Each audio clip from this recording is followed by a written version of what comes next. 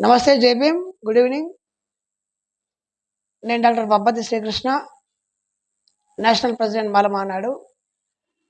ఇవాళ ప్రపంచ మేధావి, ప్రపంచ విజ్ఞాన నిధి, మన హక్కుల నేత, కార్మికుల హక్కుల నేత, సబ్బండ వర్గాల హక్కులను సాధించడంలో తన భార్య పిల్లల్ని కోల్పోయినటువంటి ప్రపంచంలోనే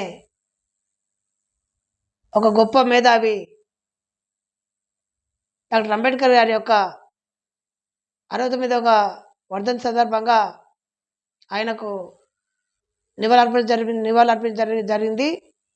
ఈ నివాళి కార్యక్రమం కూకట్పల్లి అంబేద్కర్ సారికి దగ్గర పొద్దున దళిత ఐక్య వేదిక నిర్వహించినటువంటి ఆ కార్యక్రమానికి నేను గెస్ట్గా వెళ్ళడం జరిగింది. మిత్రులారా, ఈ దేశంలో అణచివేయబడ్డ కులాలు, అణచివేయబడ్డ వర్గాలు, భూమి లేని వాళ్ళు, తిండి లేని వాళ్ళు, చదువు లేని వాళ్ళు, ఉద్యోగం లేని వాళ్ళు, ఇల్లు లేని వాళ్ళు, తాగడానికి నీళ్ళు లేనటువంటి వాళ్ళు, వీళ్ళందరికీ ఎప్పుడైతే రాజ్యాధికారం వస్తుందో ఆ రోజే నిజమైన నివాళి డాక్టర్ అంబేద్కర్ గారికి అని మాలమానాడు యొక్క నమ్మకం.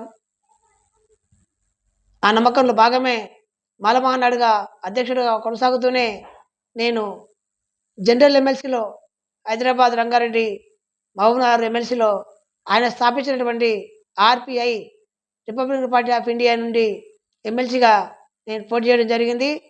ఆ తర్వాత మిగతా వాళ్ళకు కూడా చెప్తా ఉన్నాను, మీరు డబ్బులు లేవని చెప్పి రాజకీయంలోకి రాకపోతే దుర్మార్గులు రాజకీయంలోకి వచ్చి 1000 కోట్ల భూములను, 1000 కోట్ల ఆస్తులు సంపాదించుకుంటారు. మనల్ని ఇంకా బానిసలుగా నెట్టివేయబడతాం. కాబట్టి దయచేసి స్థానిక ఎన్నికల్లో ఎవరైతే బీసీలు కానీ ఎస్సీలు కానీ ఉన్నారో, ఎస్సీలు బీసీలు కలిసి అధికారం సాధించుకుంటే మనం అగ్రవర్ణాల వల్ల కీలుమలుగా మారే అవకాశం లేదు. కాబట్టి ఆ రకంగా రాజకీయ అధికారం పొందాలని, ఆ రాజకీయ అధికారం పొందే విధానంలో మాలమహానాడు మీకు సంపూర్ణ మద్దతు ప్రకటిస్తూ ఉంది. ఖచ్చితంగా ప్రజలకు ఎవరైతే మంచి చేస్తారో, స్థానికంగా ఎవరైతే సమస్యల మీద కొట్లాడతారో, నిజాయితీగా ఎవరైతే పనిచేస్తారో సమాజం కోసం, వాళ్ళని గెలిపించుకోవడానికి మనం అందరం ఒకటి కావాల్సిన అవసరం ఉందని తెలియజేస్తూ, మరి ఆయన ఆశించింది రాజ్యాధికారము. అందులో రాజ్యాధికారం మాత్రమే కాదు, ఆయన మతభారం చెప్పిండు. మతం అంటే బౌద్ధ మతం అనేది ఒక మతం కాదు, అది life style of the human kind. అది జీవన విధానం. అది జీవన విధానంలోకి మారితే మనిషి యొక్క జీవిత విధానం మొత్తం మారుతుంది. మొత్తం మనిషిని మంచిగా గౌరవించే విధానం దాంట్లో ఉంది. కాబట్టి ఆయన సమాజ నిర్మాణంలో, జ్ఞానంలో, శీలంలో, ప్రజ్ఞలో ఆయన ఈ అంశాలను బట్టి, ఆయన బుద్ధుని యొక్క సూక్తులను బట్టి ఆయన బౌద్ధ మతం తీసుకోవడం జరిగింది. బౌద్ధ మతం అంటే అది ఒక జీవన విధానం చెప్పి ఇంతకుముందు చెప్పినట్టుగానే ఉంది. కాబట్టి ఆయన పెట్టినటువంటి ఆర్పిఐ పార్టీని కాపాడుకోవాలి, ఆయన పెట్టినటువంటి బుద్ధిస్ట్ సొసైటీ ఆఫ్ ఇండియాని కాపాడుకోవాలి, ఆయన స్థాపించినటువంటి సముద్ర సైనిక దళాలను కాపాడుకోవాలి. అదే రకంగా భారత రాజ్యాంగానికి ఇవాళ ప్రమాదం పొంచి ఉంది.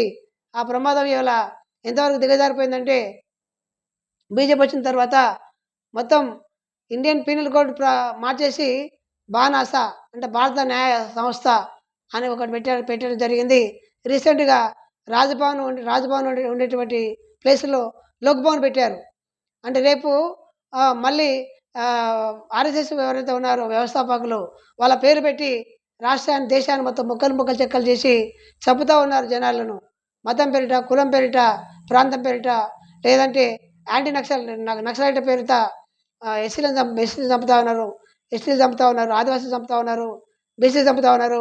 ఇవాళ బీసీలను చంపుతా ఉంటే కనీసం ముఖ్యమంత్రి స్పందన లేదు, లేదా ఎస్సీల స్పందన లేదు, బీసీల స్పందన లేదు.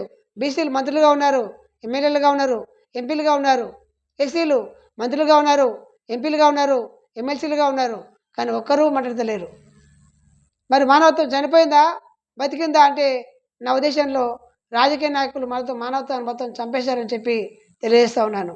మిత్రులారా, స్థానిక ఎన్నికల్లో ఎస్సీలకు బీసీలు, బీసీలకు ఎస్సీలు కలిసి మీరు ఉమ్మడిగా ఈ అగ్రకులాలకు ఓటు ద్వారా బుద్ధి చెప్పాలని మనవి చేస్తున్నాను. ఈ ఓటు ఎవరో ఇచ్చింది కాదు, డాక్టర్ అంబేద్కర్ త్యాగం ద్వారా మనకు వచ్చినటువంటి ఓటు. కాబట్టి ఈ ఓటును ఓటుకు అమ్ముకోవద్దని మనవి చేస్తున్నాను.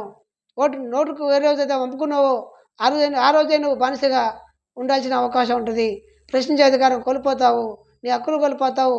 5 సంవత్సరాలు నువ్వు బానిసగా బతుకుతావు. రాజకీయ నాయకులు రోజు రోజు బానిసలుగా చేస్తూ ఉన్నారు.